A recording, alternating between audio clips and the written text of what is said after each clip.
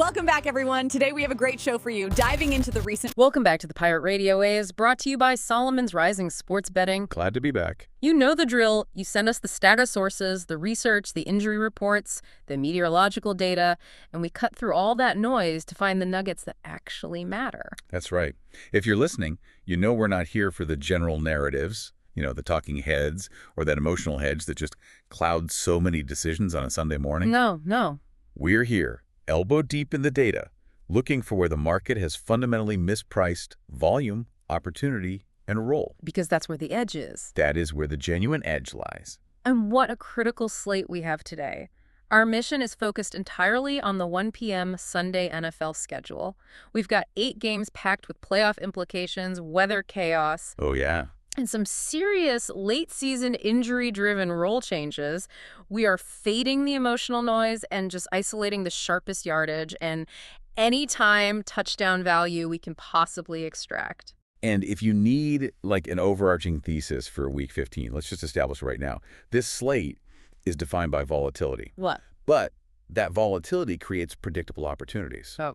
We have major starters, David Njoku, Rome Odunze, Breece Hall, Marvin Harrison Jr., all either out or severely limited. And that vacuum... That sudden vacuum creates a massive target and carry concentration elsewhere, which the betting market is notoriously slow to price correctly. So we're buying the new rules. Exactly. And now you combine that with extreme weather and cold conditions across the Midwest and Northeast, and that forces these highly predictable, run-heavy scripts that just consolidate usage even more. Right. So the strategy is simple.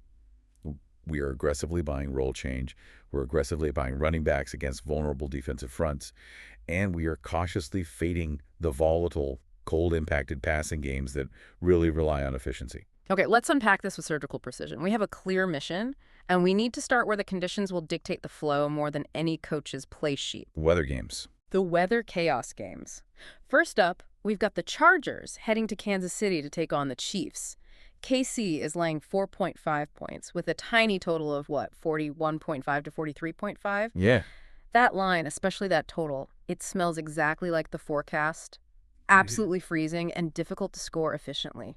It is brutal. And that is our primary analytical input here. The sources confirm this is projected to be a top 5% coldest game of the entire 2025 season. Wow. Kickoff temperatures are projected around 19 degrees Fahrenheit, and critically, the wind chill will bring that down to a feels-like temperature of 13 to 15 degrees. Oof. But the sources provide a key distinction here. We have minimal wind, only 4 to 6 miles per hour. Okay, so why does that distinction between extreme cold and high wind matter so much for betting? Because cold suppresses passing efficiency. Historically, we see teams losing about 13 yards per game in efficiency below 20 degrees. Right. But high wind is what truly destroys passing volume and the whole game flow. Since the wind is minimal, the passing game will be inefficient, but not entirely abandoned. Got it. The Chiefs need a win, desperately, to secure their division, and the Chargers are desperate to eliminate them. So this just mandates a ground-and-pound ball control script, especially for Kansas City. They're going to be risk-averse. So if the air is stiff and throwing is less efficient, where's the most reliable volume lock? You have a surprising top favorite here, and it's not a running back. It's Patrick Mahomes himself. We are locking in Patrick Mahomes over 19.5 rushing yards. Our projection sits comfortably around 28 yards. Really? Yeah, we have to fade the narrative that Mahomes is just a stationary passer and embrace the reality that he is an athlete who is forced to scramble or run design plays in these difficult spots. He's currently operating at a career-high 31.3 yards per game rushing this season. But wait, we're asking Mahomes, an MVP passer, to run the ball more in a playoff implication game. Doesn't that expose him to unnecessary risk? Is the cold really that restrictive? The data says yes. I mean, the combination of the cold, which forces him to run when routes break down and the throws are less crisp, and the Chargers' strong, fast pass rush, will force him out of structure far more than usual. This leads to scrambles. Okay. And we've also seen the Chiefs integrate more designed QB runs near the goal line in cold weather to shorten drives. He has already cleared this 19.5-yard line in 8 of 13 games this season. So the cold actually helps the prop. Exactly. The cold weather, ironically, increases the probability of him beating this number because the passing game isn't as readily available or efficient. It forces the athlete out of the pocket. This is a great example of buying the cold weather reality over the public perception of the player. That makes perfect sense. The defense forces the scramble, the cold limits the throw, so the run is the only safe option. Hmm.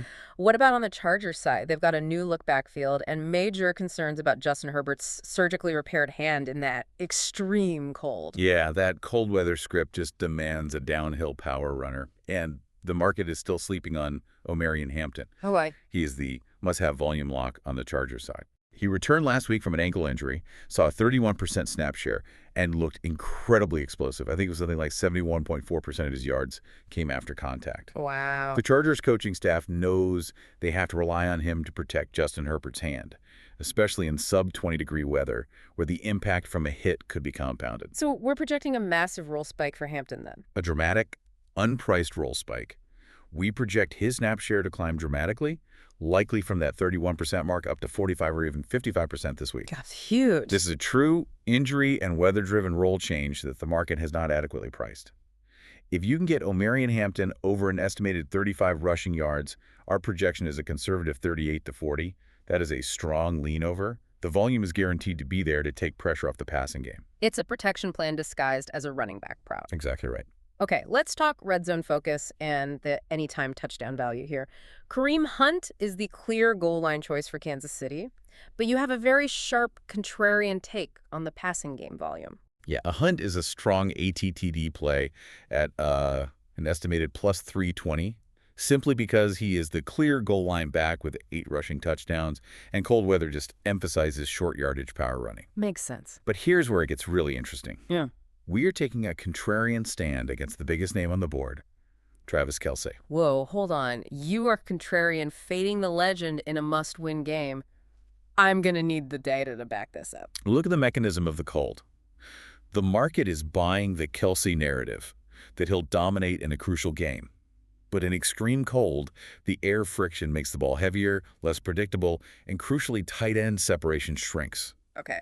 Kelce relies heavily on yards after catch, or YAC, but the cold weather decreases a receiver's agility and increases the likelihood of secure tackling right after the catch. And the defense will be keying on him. Of course. The Chargers' elite secondary will likely bracket Kelce to force Mahomes to throw elsewhere. So the source suggests a contrarian lean on Travis Kelce under 47.5 receiving yards. That's massive. It is.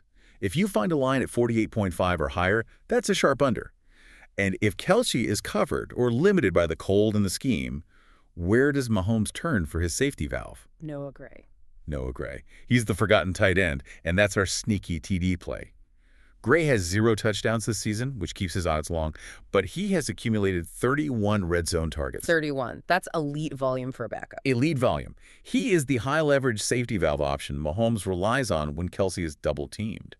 If you see Noah Gray ATTD at plus 700 to plus 800, that is a core sneaky value play based purely on usage in adverse conditions. Okay, so the high leverage targets are clear, but what about the secondary receiving options that benefit when the cold kills the deep ball and forces short completions? We have 2 quick hits here. Definitely take Justin Herbert under 204.5 pass yards. The hand injury, the cold, the conservative run-heavy script, it all points under a very soft line. Yep. And on the Chiefs side, Ladd McConkey over 42.5 receiving yards is the short passing game safety blanket. His bread and butter is the short intermediate slot routes, which QBs fall back on when the cold limits the deep pass. He's the first down guy. He's the guy who runs 4 yards, catches the ball, and secures the first down. Exactly. Now, if we pivot from that icy slugfest in Kansas City, the next type of chaos we have to deal with is the miserable mess brewing in Philadelphia. Raiders at the Eagles. Philly is a massive favorite laying 11.5, and the total is incredibly low at 38.5. Yeah. This feels like an old school 3 yards in a cloud of mud NFC East game. A low total of 38.5 in that weather is a clear signal. I mean, this isn't just cold. We have miserable weather, 38 degrees, an 80% chance of rain and snow mix, and 15-mile-per-hour winds. And that wind is the key. That wind component is crucial, as it will disrupt every deep pass. This just mandates a ground-and-pound clock kill script, especially for the Eagles, who will hold a large lead. Overall play volume will be severely limited. And for the Raiders. Well, on the Raiders side, Kenny Pickett is starting at quarterback, and his known style is to be hyper-conservative, relying on a low average depth of target, or ADOT. Right, how far he throws it downfield. Exactly. And his ADT is historically among the lowest in the league. So when you combine an 11.5-point spread and terrible weather against a bottom-tier run defense, That leads us straight to Saquon Barkley. This seems mandatory. It's a smash spot, one of the highest confidence plays of the day. Saquon Barkley strong. Over 88.5 rushing yards. Our internal projection sits firmly at 105. Wow. The Raiders' run defense is statistically atrocious. They rank 30th in rush touchdowns allowed, and their defensive line consistently gets blown off the ball. The weather guarantees 20-plus carries for Saquon Barkley in what will be a highly positive game script. He's going to control the clock. He's going to control the clock and easily clear 100 yards by the start of the fourth quarter. The market knows Saquon is good, but it doesn't adequately price the combination of this specific weather and this specific opponent. Okay, so the Eagles run, the Raiders try not to lose and rely on short passes. How does the Raiders offense even generate volume, especially with a conservative quarterback and having traded away Jacoby Myers? Through checkdowns and concentrated usage. We have two volume locks on the Raiders side that capitalize entirely on this conservative short area passing attack. The short pass is the run game. Short pass is the run game. Let's start with the running back who catches passes. Ashton Jeanty. Ashton Jeanty. Strong in receiving. Over 22.5 receiving yards, projected for 42. His rushing efficiency is just abysmal, which forces the coaching staff to use short passes to him as their primary ground attack substitute. How many targets? He has seen 8 targets per game recently. With Pickett's low ADOT and the weather making deeper throws impossible, Jeanty becomes the Raiders' checkdown engine. He's the safest place for Pickett to throw the ball. And 22.5 is just too low for that volume. Way too low. And the main target in the middle of the field. Brock Bowers. Strong in. Over 5.5 receptions, or 58.5 receiving yards, projected for 75. He is, simply put, the Raiders' entire functional passing offense now. Right. Pickett's conservative nature funnels targets to tight ends over the middle because that is the lowest risk part of the field. And the Eagles, for all their defensive might, ironically struggle against tight ends. So he'll get all the looks. Bowers will soak up every available target, especially in a game where his quarterback can't throw outside the numbers. For the red zone, Barkley seems like a certainty, but you suggest bypassing the standard ATTD and aiming for higher value. Absolutely. Instead of taking the standard ATTD price on Barkley, the value is Spark by Barkley 2 plus TDs at around plus 250. Ooh, I like that. The Raiders' defense is disastrous against goal line runs.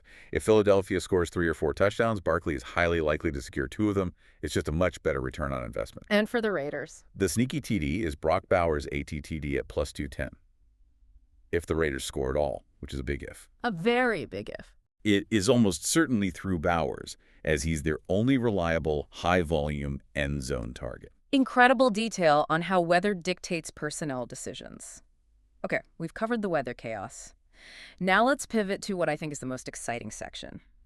The highest leverage situations created by injury vacancies. My favorite. We're talking about massive target and snap shares suddenly freed up, which, as you noted, the market simply cannot reprice fast enough. Let's look at Browns at Bears, with Chicago favored by 7.5 and a low total of 40.5. This game is a goldmine because of 2 critical injuries creating 2 new primary receiving roles.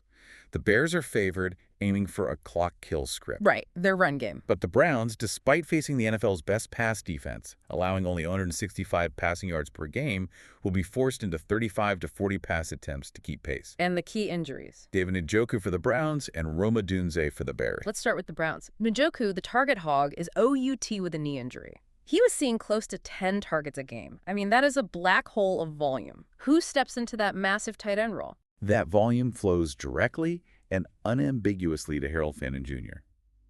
This is a strong, over 50 receiving yards play, projected for 56. Okay. Njoku being outhands Fannin the clear-cut TE1 role.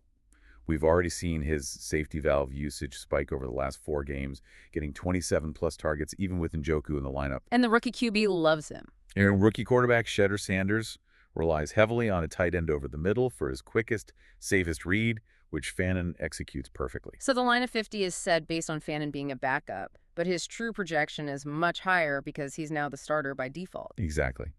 Our line thesis is that the market is likely setting this line at 45 to 52, assuming Fannin is the secondary option. But his true projection is in the 55 to 65 range as the primary high-volume target. And on the Bears side, Roma Dunze, their volume leader with 90 targets and 661 yards, is OUT. That is monumental volume to redistribute. The volume doesn't all consolidate in one place, but the most immediate and clearest beneficiary is Luther Burden III. Lean over 42 receiving yards, projected for 50.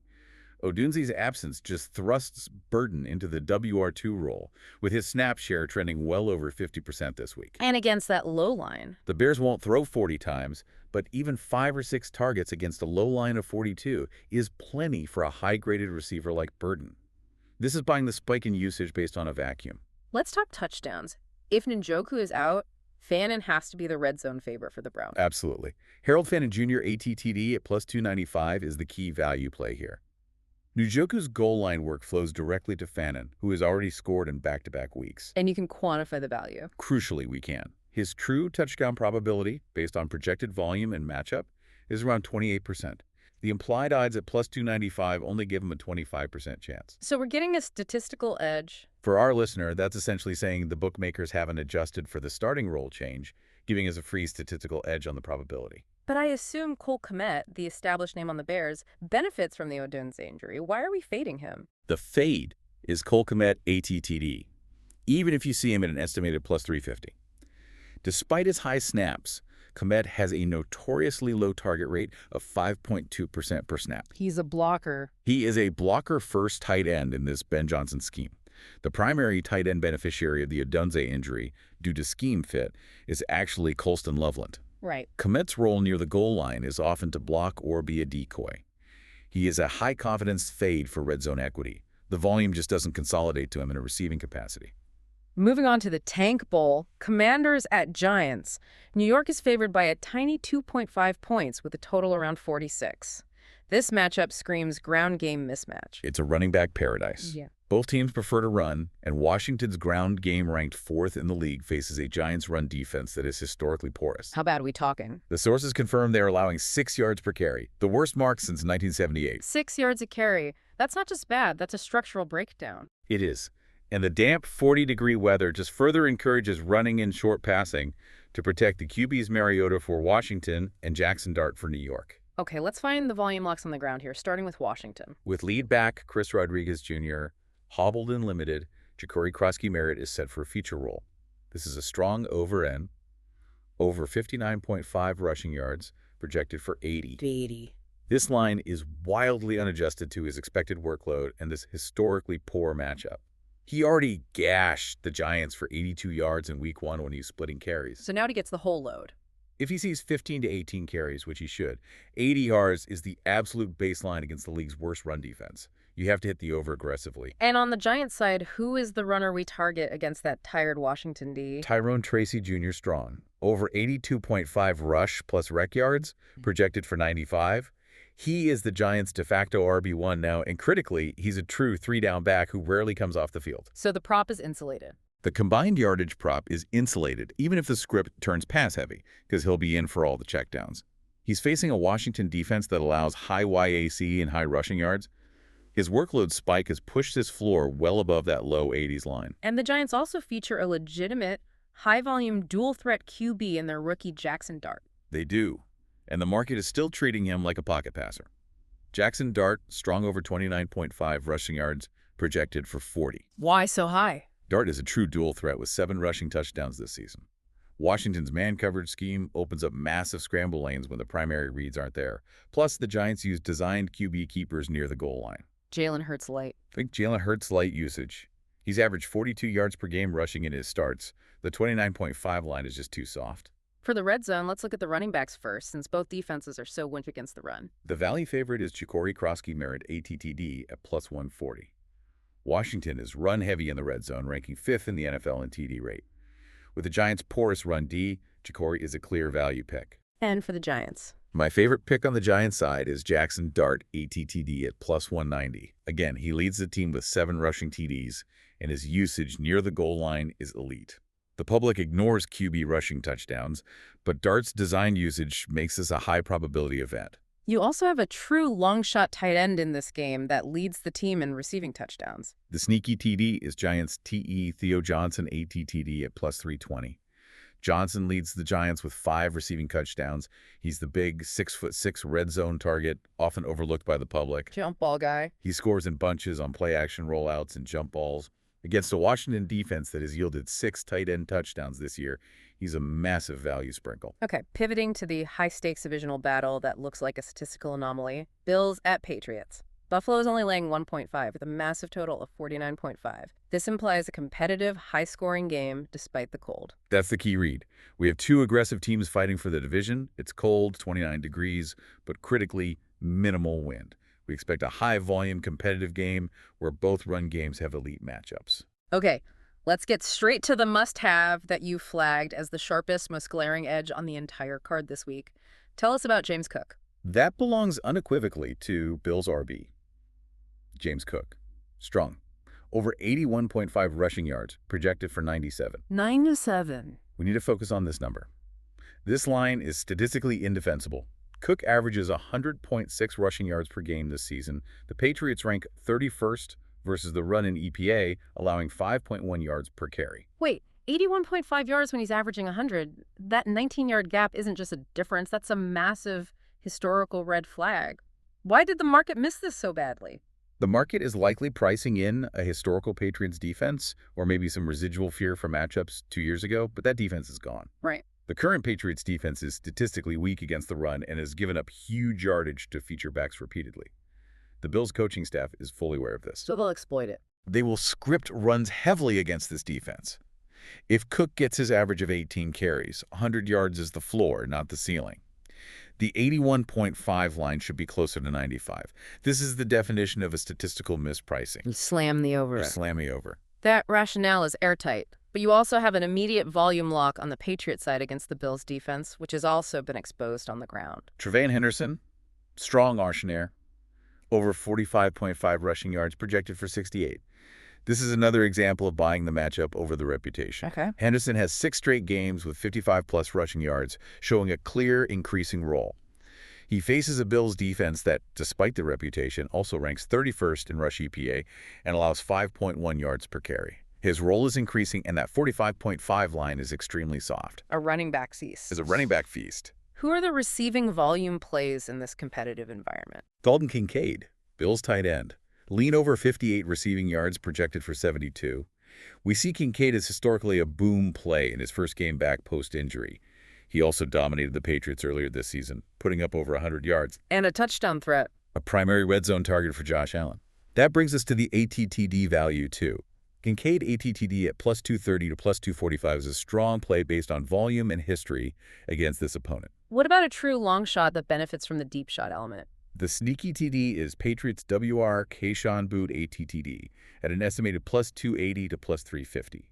Boutte is not a volume guy. He is a deep threat specialist. Big play dependent. He's averaging 12.7 yards per target with 6 TDs in 11 games. The Bills allow the 8th most deep passing yards in the league. He has real explosive equity here, and the odds are fantastic for his specific skill set aligning with the Bills' defensive weakness. Moving on to the Jets at Jaguars. Jacksonville is a huge favorite, laying 12.5 with a low total of 41.5. A 12.5-point spread and a low total sounds like the definition of a game flow grind. That is the perfect description. Jacksonville is expected to lead early, then grind the clock. The Jets, playing from behind, will be forced into a one-dimensional underneath passing attack. And the game script is defined by one massive collision. The Jaguars' #1 run defense, which is historically strong, crushing the Jets' run game. So we have an immediate underprojection on the Jets' star running back, Breece Hall. Absolutely. Breece Hall, strong, under 52.5 rushing yards, projected for 30. Hall is banged up with a knee injury, and he faces the worst matchup imaginable. Strength on strength. The Jets' strength, their run game, collides violently with the Jaguars' strength, their run defense.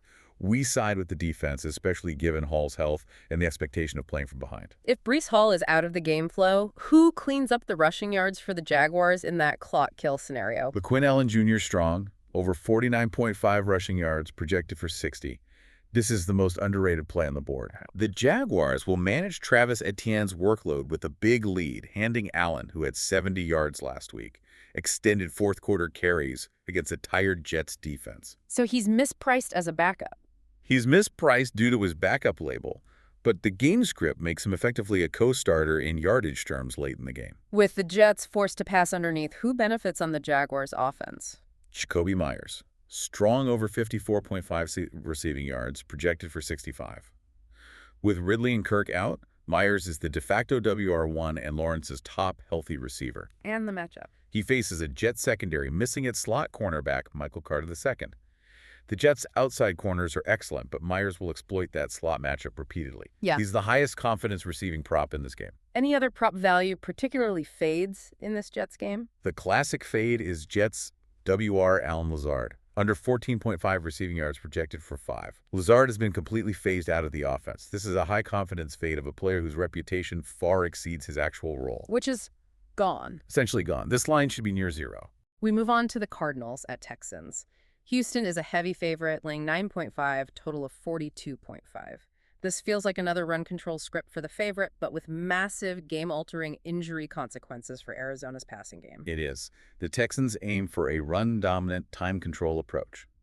The key status here, and the source of our biggest statistical edge, is Marvin Harrison Jr. ruled OUT with a heel injury. And that creates a critical mispricing. A critical mispricing opportunity that we must exploit. Let's talk about that mispricing. Over 100 targets just vanished with MHJ out. What happens to Michael Wilson? This is perhaps the highest confidence volume play on the entire board.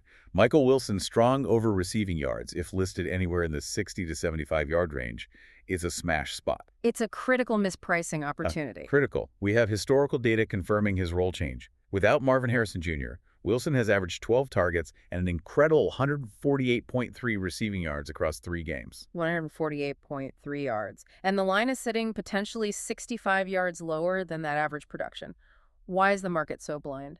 The market struggles because they are pricing Wilson as a WR23 based on his pre-injury role. They haven't caught up to the reality that he is now the unambiguous high-volume WR1. So what's the projection? We expect 13-plus targets this week. 100-plus yards is the base case scenario, making the line unbelievably soft. This is a must-play prop. Who is the other receiver vacuuming up targets? Trey McBride. Lean over 79.5 receiving yards projected for 85. McBride is already the TE1, but his target ceiling lifts substantially without MHJ and Dortch drawing coverage. And Brissett loves his tight ends. Quarterback Jacoby Brissett runs a famously tight end-friendly system, and McBride is his top read. The 79.5 line assumes a normal load, but he's primed for 10 or more targets. What about the Texans side? Do their props get suppressed by the expected run control script? They do, and this creates a necessary fade for their star QB. C.J. Stroud lean under 223.5 pass yards, projected for 216. The game script overwhelmingly favors the Texans running the ball to control the clock. So low volume. Under 30 pass attempts, significantly limiting his volume. Let's focus on ATTD value for the Cardinals since they are so target concentrated. Michael Wilson ATTD is a strong value play, estimated plus 250 to plus 350. He is the clear WR1 in the red zone without MHJ. He caught 2 TDs last week. His true TD probability is around 28%, offering strong value. And a long shot. Trey McBride ATTD at plus 350 or higher. He has elite red zone volume 22 targets inside the 20, but has suffered a 12-game touchdown drought. TD regression is due. Finally, Ravens at Bengals. Baltimore's a slight road favorite, laying 2.5 with a high total of 51.5. This is a high-stakes, must-win divisional rematch. This is a win-or-go-home for the Ravens. Baltimore will lean heavily on clock control in the run game to limit Joe Burrow's possessions. The Bengals are pass-dependent, and T. Higgins is likely out. The narrative of run dominance leads us straight to Derrick Henry. Why is this a must-bet over at 88.5 yards? Derrick Henry, strong, over 88.5 rushing yards, projected for 100 to 110. Cincinnati has the league's absolute worst run defense, ranking 31.2 in EPA DVOA. Which is just a turnstile. It's the statistical equivalent of a turnstile against the run. Baltimore is fully committed to feeding Henry. He had 25 carries last week. If he gets 20 to 22 carries, 100 yards is a near certainty. Who benefits most in the passing game from the Bengals' known defensive weakness against the middle of field? Isaiah Likely, strong, over 50 receiving yards, projected for 60 to 80. The Bengals allow the most tight end yards in the NFL. And he just torched them. He went for 95 yards against this exact defense 2 weeks ago and is seeing elevated snaps and red zone target share.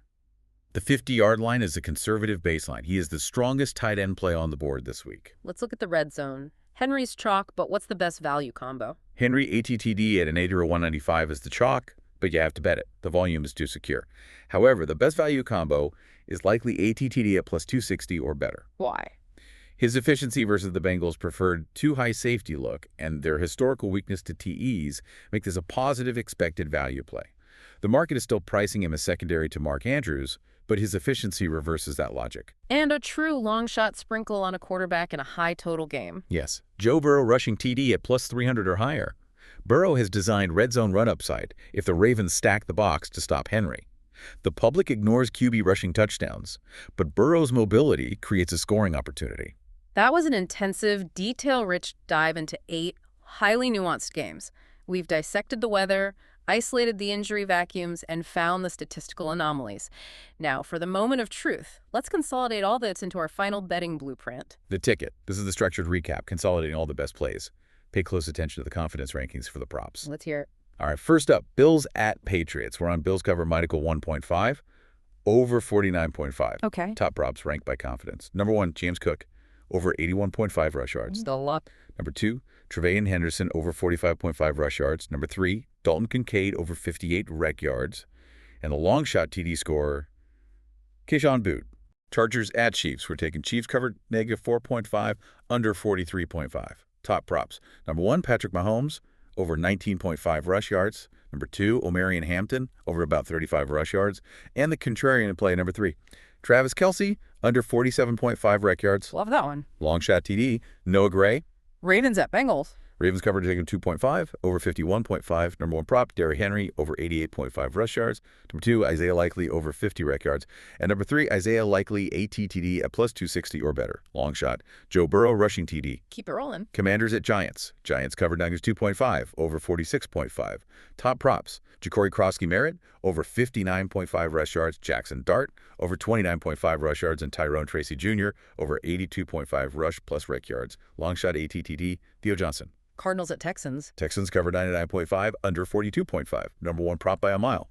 Michael Wilson, over 60-75 rec yards, whatever you can find. The must play. Then Trey McBride, over 79.5 rec yards. And C.J. Stroud, under 223.5 pass yards. Long shot TD scorer, Trey McBride. Browns at Bears. Bears cover Nunnick 7.5, under 40.5. Top props, Harold Fannin Jr., over 50 rec yards. Caleb Williams, under 91.5 pass yards. And Luther Burden III, over 42 rec yards. Long shot TD, Harold Fannin Jr. himself. Raiders at Eagles. Eagles cover a negative 11.5, under 38.5. Number 1 prop, Saquon Barkley, over 88.5 rush yards. Number 2, Ashton Genty, over 22.5 rec yards. And number 3, Brock Bowers, over 5.5 receptions. Long shot TD, Brock Bowers. And the last one, Jets at Jaguars. Jaguars cover negative 12.5, under 41.5. Top props, starting with the under. Breece Hall, under 52.5 rush yards. Number 2, LaQuinn Allen Jr., over 49.5 rush yards. And our high confidence fade, number 3, Allen Lazard, under 14.5 rec yards. Long shot TD, Brenton Strained. That is a clear, actionable blueprint derived directly from the source material. You've distilled a huge volume of conflicting data into a surgical plan. It comes down to this. This slate is historically defined by role change due to late-season injuries and extreme weather forcing predictability.